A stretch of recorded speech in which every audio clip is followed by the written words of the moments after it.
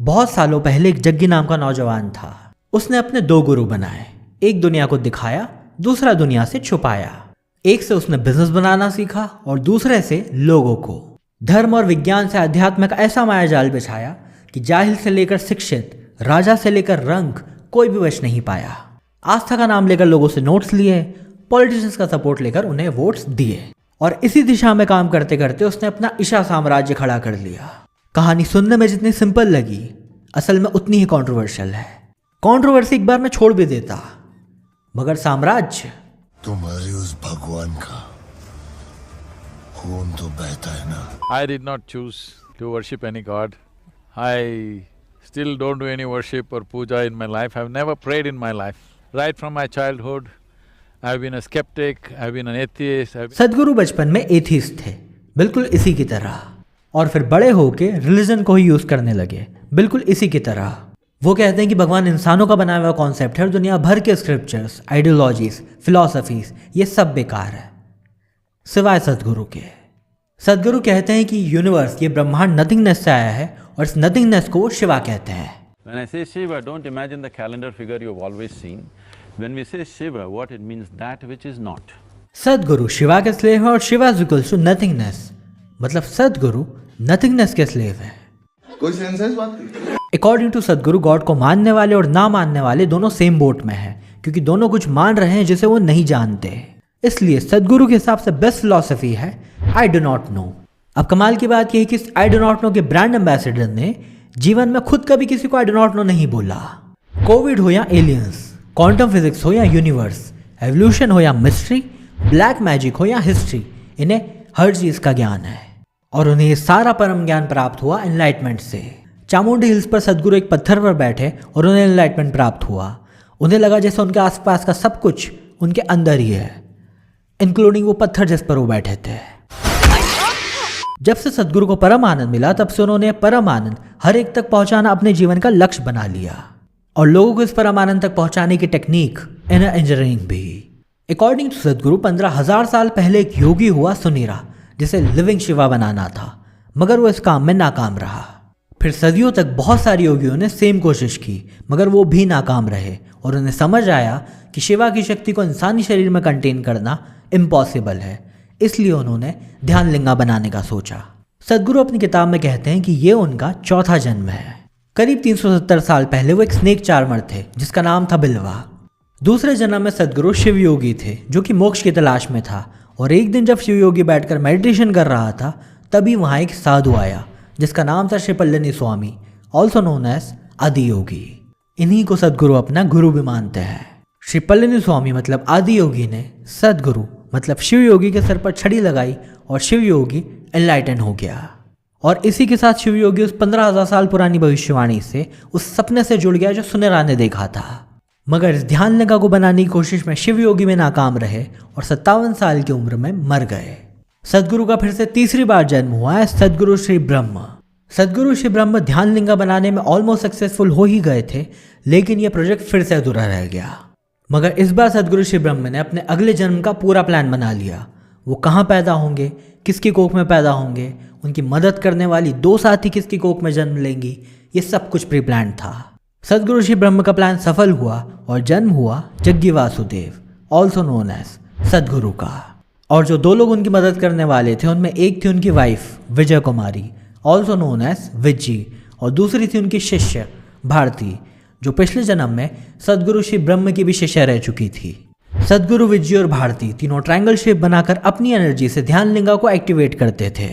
मगर ध्यान लिंगा एक्टिवेट होने के 1 हफ्ते पहले ही सदगुरु की वाइफ विज्जी ने 31 साल की उम्र में समाधि ले ली। इससे हुआ ये कि सदगुरु को विज्जी का रोल भी निभाना पड़ रहा था, जिसके चलते वो बहुत ज्यादा कमजोर और बीमार पड़ गए। स्टिल ध्यान लिंगा प्रोजेक्ट तो नहीं रुक सकता था और नहीं ही रुका। 24 जून 1999 को ध्यान लिंगा बन के एक्टिवेट हो गया। 15,000 साल पुरानी भविष्यवाणी सच हुई, सुनेरा का सपना सच हुआ। ध्यान लिंगा बनने के बाद सदगुरु ने 42 साल की उम्र में अपना शरीर छोड़ने का डिसाइड किया था, मगर उनके शिष्य भारती ने उनके पैर में एक तांबे का कड़ा पहना दिया जिसमें अलौकिक शक्ति है।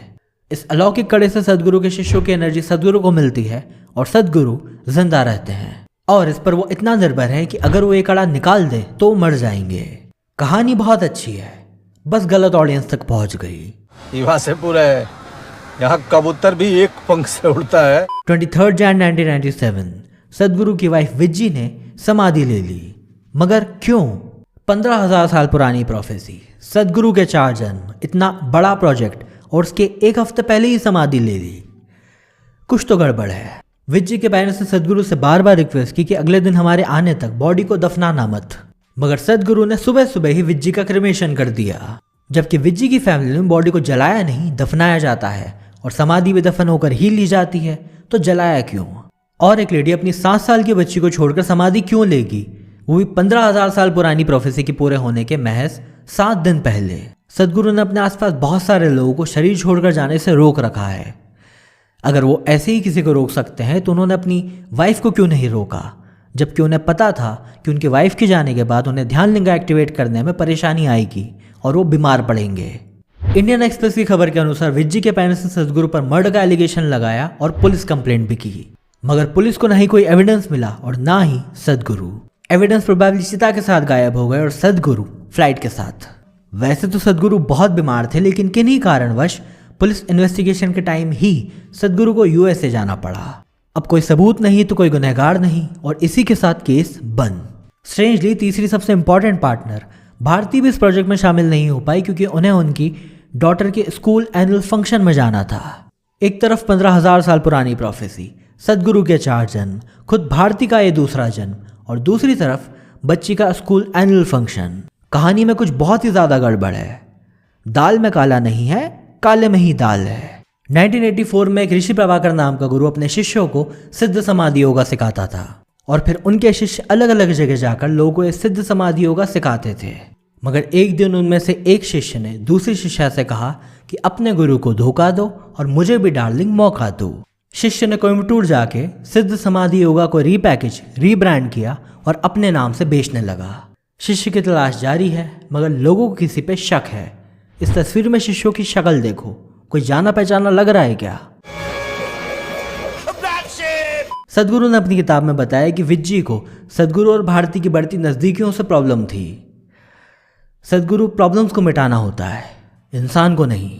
सदगुरु अक्सर 2 फिलोसोफर्स एरिस्टोटल और हेराक्लिटस की कॉन्वर्सेशन का किस्सा सुनाते हैं। अब कैच ये है कि ये दोनों फिलोसोफर्स अलग अलग टाइम पीरियड के हैं, तो इनकी कॉन्वर्सेशन कैसे हो सकती है? हिंदू स्क्रिप्चर्स की छंदोग्य उपनिषद में 2 लड़कों की कहानी है, श्वेतकेतु और सत्यकामा। सदगुरु गलती से इन दोनों लड़कों की कहानी मिक्स करके सुनाते हैं। आपको पता है इन 2 फिलोसोफर्स और 2 लड़कों की एग्जैक्ट वर्ड टू वर्ड गलत कहानी इस पूरी दुनिया में और कौन सुनाता था? सदगुरु के असली गुरु।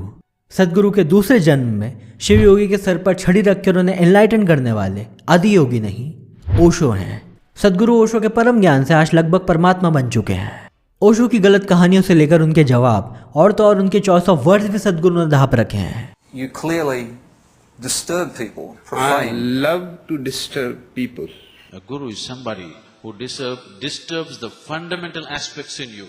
सदगुरु कहते हैं कि उन्होंने कभी कोई रिलीजियस स्क्रिप्चर्स नहीं पढ़े तो हैं, मगर ओशो के थ्रू। सदगुरु मेडिटेशन की जो 112 टेक्निक्स बताते हैं वो विज्ञान भैरव तंत्र से आती है, जिसे सबसे पहले ओशो ने ही पॉपुलर किया था। सदगुरु कहते हैं कि 70% बीमारियां मानसिक होती हैं। ये ओशो कहा करते थे। कुछ लोग सदगुरु को ओशो का लाइट वर्जन कहते हैं, मगर मेरे हिसाब से ओशो का लाइट वर्जन भी इतना हैवी है कि उसमें 100 सदगुरु आ जाएंगे। सदगुरु के चेले कहते हैं कि सदगुरु और ओशो में 19-20 का ही तो फर्क है। झूठ कहते हैं, इसमें और उसमें 19 लाख का फर्क है। सदगुरु ने ओशो से तो सीखा ही, प्लस ओशो की गलतियों से भी सीखा। ओशो और पॉलिटिशियंस की कभी नहीं बनी। अब या तो आप रीढ़ में हड्डी रख सकते हैं या फिर पॉलिटिशियंस की फेंकी हुई गड्डी। आपको लोगों की रिस्पेक्ट मिल सकती है या फिर पॉलिटिशियंस का सपोर्ट। ओशो को रिस्पेक्ट मिली, सदगुरु को सपोर्ट।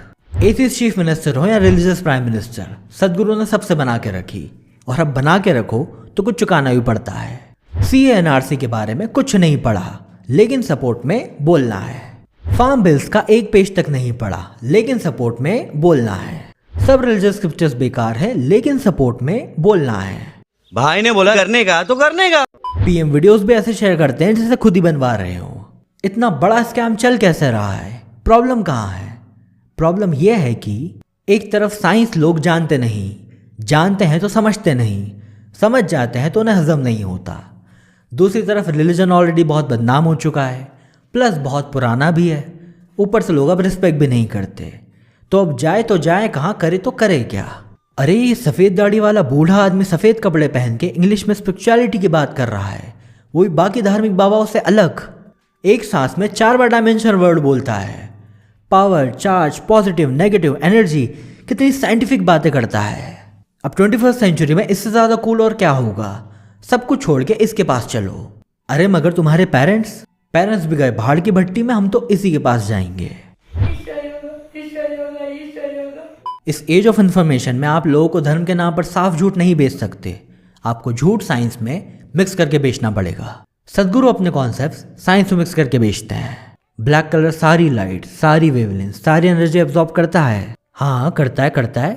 जब कोई मर जाता है तो वहाँ पर नेगेटिव एनर्जी होती है, इसलिए तुम्हें वहाँ पर ब्लैक कलर नहीं पहनना चाहिए।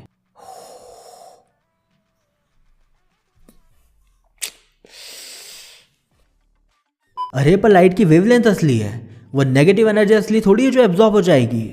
ये तुमको मालूम है ना, इन पढ़े लिखे गवारों को थोड़ी मालूम। अभी 2-3 डायमेंशन और बियॉन्ड फिजिकल जैसे वर्ड्स फेंक के मारूंगा और सब मान जाएंगे। जब एक सफ़ेद दाढ़ी वाला इंग्लिश बोलते हुए साइंटिफिक इंस्ट्रूमेंट्स लेके गॉड की तरह खड़ा हो जाए तो आम आदमी क्यों ना सर झुकाए। साइंस की कोई क्रेडिबिलिटी थोड़ी है। हमारे रिलीजन में साइंस है। ताऊ एक तरफ को होले, साइंस ना हुआ सॉल्ट हो गया, स्वाद अनुसार यूज कर रहे हैं। बेचारा साइंस भी कभी कभी बोलता होगा। ये बुड्ढा मेरे बीच में बहुत बोलता है। सदगुरु सिर्फ एनलाइटन ही नहीं है बल्कि डेडपूल जैसी सेल्फ हीलिंग पावर भी है उनके पास। In a field hockey game, I fractured my left ankle, and by then I had also become a chronic asthmatic, and I had a very severe bout of asthma. I sat down with my eyes closed for about little more than an hour. When I came out, my asthma left me, never to come back again. My fractured leg was perfectly okay. ये कहानी welcome के बल्लू जैसी नहीं लग रही। मेरी एक टांग नकली है, मैं हॉकी का बहुत बड़ा खिलाड़ी था। एक दिन उदय भाई 4 करोड़ केसेस हैं इंडिया में अस्थमा के, और रोड ट्रैफिक एक्सीडेंट्स में फ्रैक्चर्स भी होते ही रहते हैं। अब आप ना सही तो कम से कम डॉक्टर्स को ये एक्सीलरेटेड हीलिंग वाली टेक्निक सिखा दो। सच बात यह है कि 1 घंटे में फ्रैक्चर और अस्थमा उसी इंसान का ठीक हो सकता है जिसको ये हुआ ही ना हो।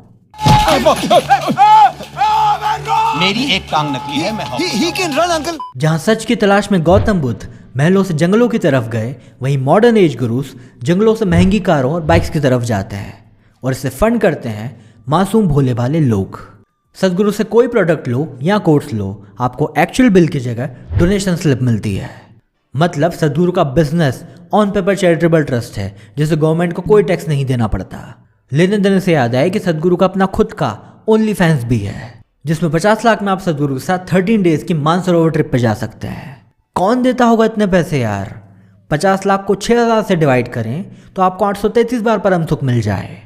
एनीवेज आप 12 लाख में सदगुरु के साथ हिमालयाज में बाइक राइड कर सकते हैं और 3 से 5 लाख में ग्रुप ऑफ 30-60 में उनसे मिल भी सकते हैं। अब इस ओनली फैंस में आपको अकेले जाना है या गैंग में, ये आपकी मर्जी। जिन धर्म ग्रंथों में सदगुरु 15,000 साल पुरानी प्रोफेसी के होने की बात करते हैं वो धर्म ग्रंथी महज कुछ हजार साल पुराने हैं। और कमाल की बात है कि सुनेरा, ध्यान लिंगा और 15,000 साल पुरानी प्रोफेसी की बात धर्म ग्रंथों में कहीं भी नहीं लिखी हुई। खैर आजकल लोगों को फर्क भी क्या पड़ता है कि धर्म ग्रंथों में क्या लिखा हुआ है।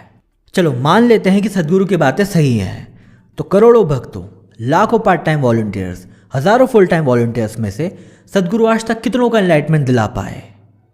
एक को भी नहीं। Turn off his camera.